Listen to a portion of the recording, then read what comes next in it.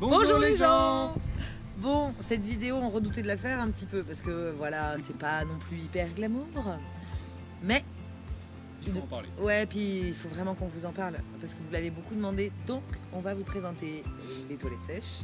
Et la salle de bain. On va vous emmener dans la salle de bain. Et puis après, on revient ici pour répondre aux questions que vous nous avez le plus posées.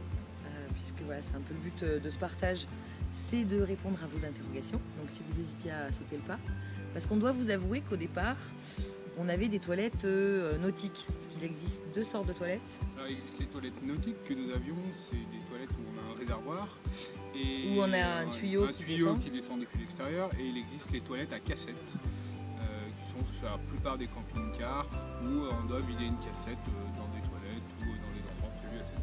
Ouais, la cassette, la durée de vie pour une famille à 4, c'est 2 jours on va dire, voilà. Maximum. Et nous avec nos toilettes nautiques on tenait 4-5 jours on va dire, parce qu'il y a 2 réservoirs en fait. Il y a un réservoir intermédiaire, voilà, un gros réservoir, et on devait trouver, on vous l'a montré sur la présentation globale du camping-car, mais on a un tuyau qui sort du camping-car et on devait le vider dans des évacuations prévues à cet effet. Ou des égouts, mais jamais très simple à trouver, surtout dans les pays où il n'y a pas trop d'air de service pour les camping-cars. Et deuxième bémol, on a une réserve de 100 litres d'eau, ce qui explique ce choix-là. Enfin moi je voulais faire ce choix-là dès le départ. T'étais un peu réticent. J'étais un peu réticent, mais après plusieurs mois d'utilisation, je ne reviendrai pas en arrière. Voilà. Deuxième point noir de toute façon de ces deux systèmes de toilettes prévus dans les camping-cars, c'est que ça utilise beaucoup d'eau. Voilà. Et on n'a que 100 litres. Donc on tenait 3-4 jours maximum. Et aujourd'hui on tient 5-6 jours sans problème avec du 100 litres. Donc le but c'est vraiment d'être plus autonome sur la vidange et plus autonome sur notre quantité d'eau utile. Et c'est aussi pour ça qu'on a fait le choix de ne pas se doucher dans le camping-car. Trêve de blabla. Et on va leur présenter tout ça. Ben voilà, allez c'est parti.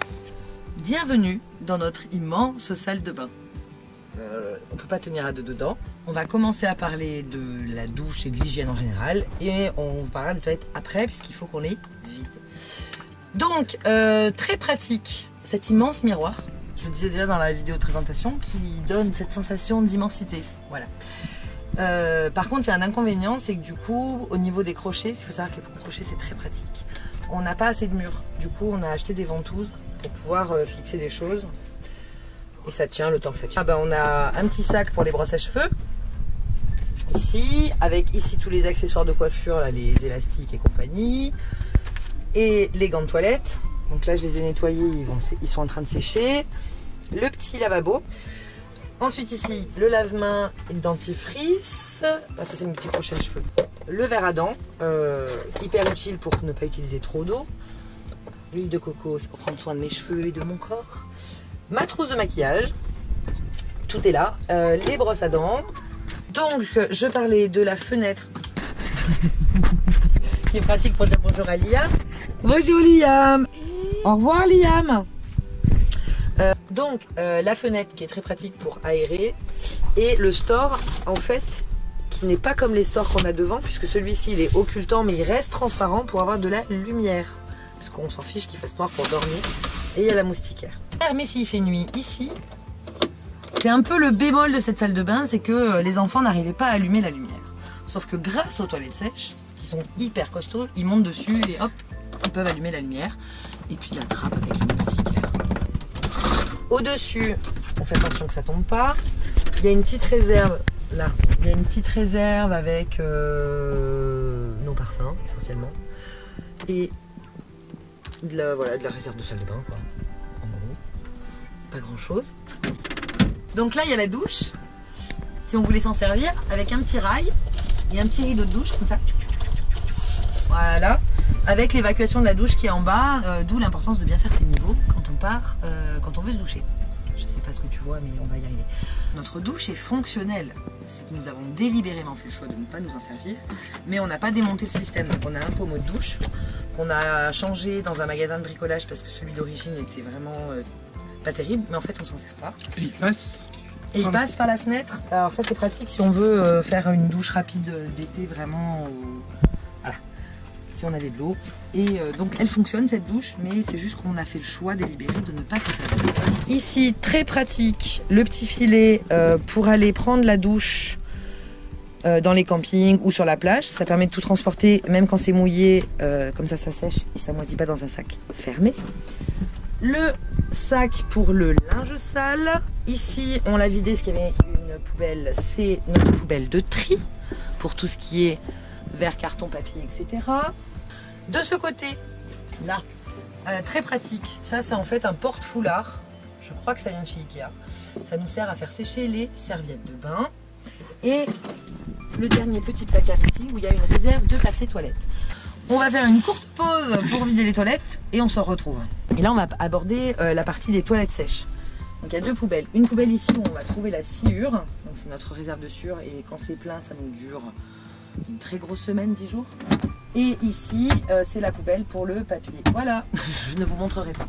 Donc les toilettes, avec derrière le stock de sacs poubelles, très important.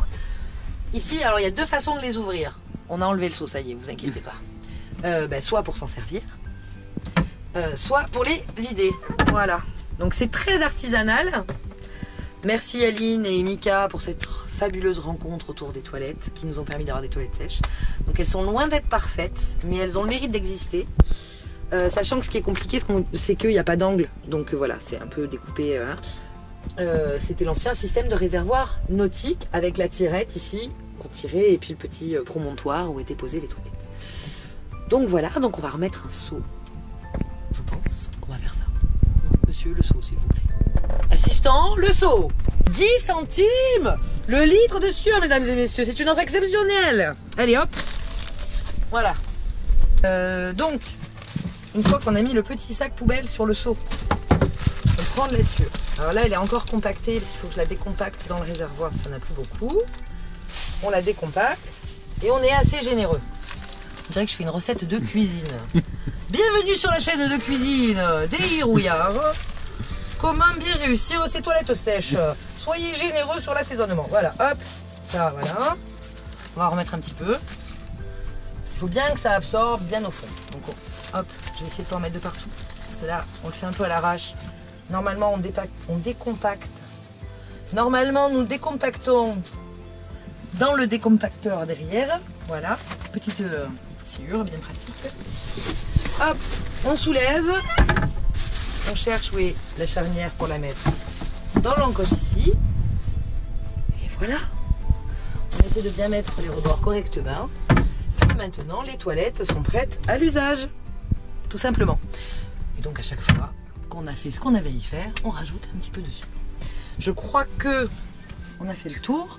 Et on va aller plutôt dehors pour répondre aux questions. Parce que bon, là, on est un petit peu exigu.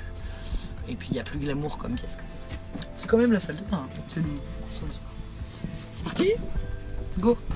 Allez, hop, hop, hop, hop, hop, hop, hop. On espère que ce tour vous a plu, même si les toilettes, c'est pas le plus glamour de la vie du camping-car.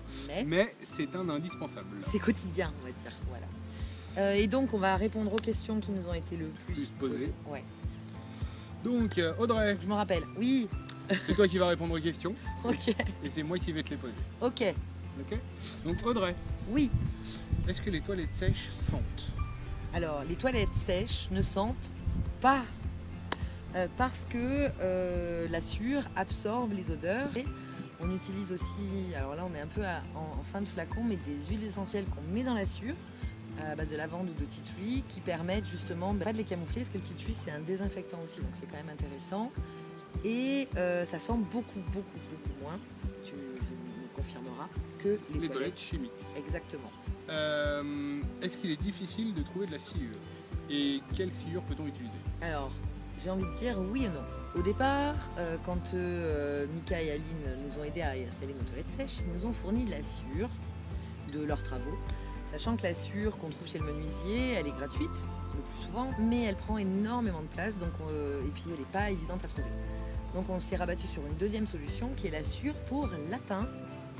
Ça peut faire sourire. L'avantage de cette sciure, c'est qu'évidemment là on l'achète et il suffit de trouver des pet shops, des animaleries. Ça coûte aux alentours de le paquet que je vous ai montré, sachant que là il en reste que la moitié, c'est entre 4 et 6 euros suivant les pays. Et l'avantage c'est qu'elle est compactée, donc le stock de Sure prend énormément moins de place. Et comme on a de la place dans les soutes, dès qu'on trouve une animalerie, on stocke un petit peu. Donc c'est assez facile et un paquet mesure Une quinzaine de ouais, à peu près. Est-ce qu'il existe d'autres systèmes de toilettes sèches? Alors les nôtres ne sont pas les plus performantes ni les plus optimisées. Vous trouverez sur internet en cherchant des modèles, alors sachant qu'il faut en plus l'adapter. Bon, ça c'est pas trop moi, c'est toi qui as fait les travaux.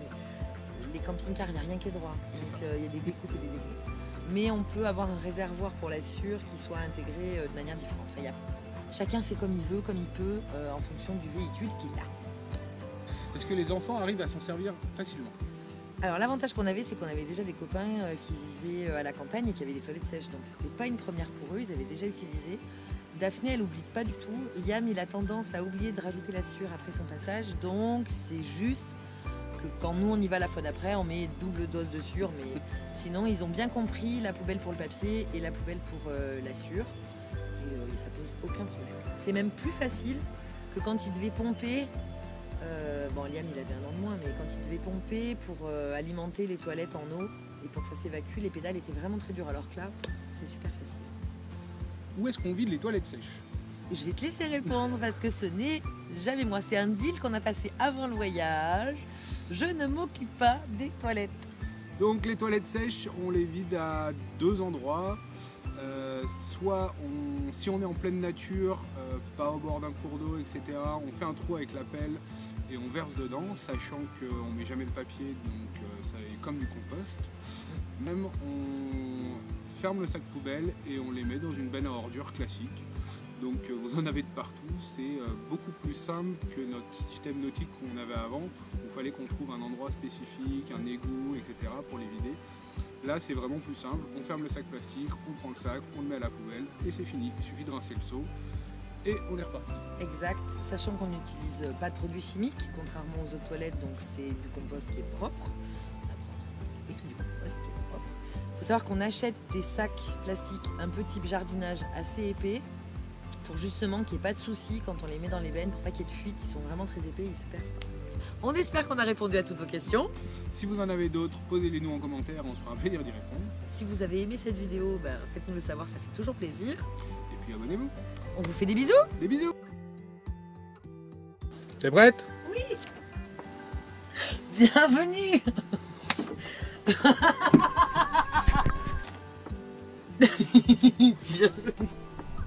Bienvenue. J'arriverai pas en fait. Enchaîne. Ça filme.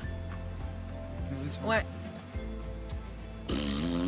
Alors on espère que ce petit tour vous a plu. C'est pas Ce petit tour ou le petit tour? On espère que ce tour vous a plu. Bon, c'est pas très glamour. Pardon. Si vous avez... Si papa ta papa. Alors, comment non, tout à l'heure t'étais mieux. Hein. C'est vrai. Non mais normal, tu refais la même quoi. C'est horrible, j'en ai ras le bol.